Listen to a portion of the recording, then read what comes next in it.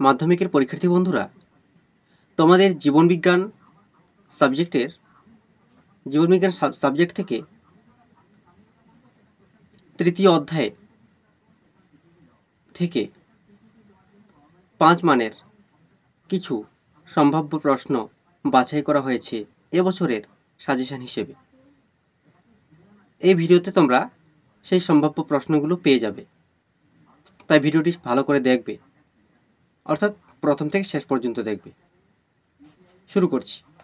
প্রথম প্রশ্ন, পপুলেশনের 3টি জিনগত রোগের কারণ ব্যাখ্যা করো। মানুষের লিঙ্গ নির্ধারণে পিতার ভূমিকা ব্যাখ্যা করো।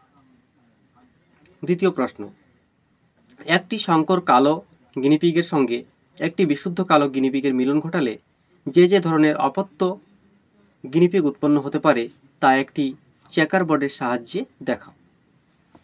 তৃতীয় প্রশ্ন,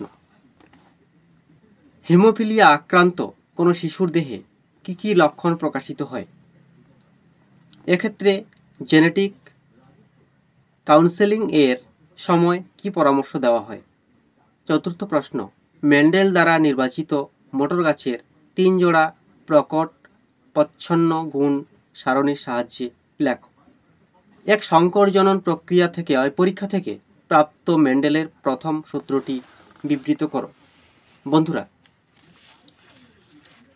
এখনও যদি চ্যানেলটি সাবস্ক্রাইব করে না থাকো তাহলে অবশ্যই চ্যানেলটি সাবস্ক্রাইব করে আমাদের সঙ্গে থাকো এই ধরনের সাজেশন ভিডিওগুলো পাওয়ার জন্য।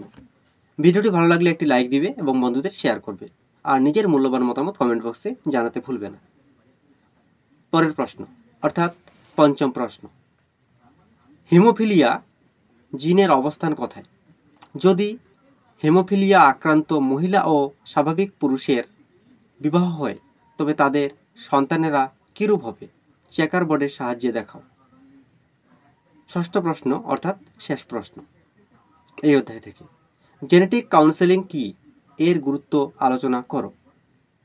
বন্ধুরা, ভিডিওটি সম্পূর্ণ দেখার জন্য অসংখ্য ধন্যবাদ।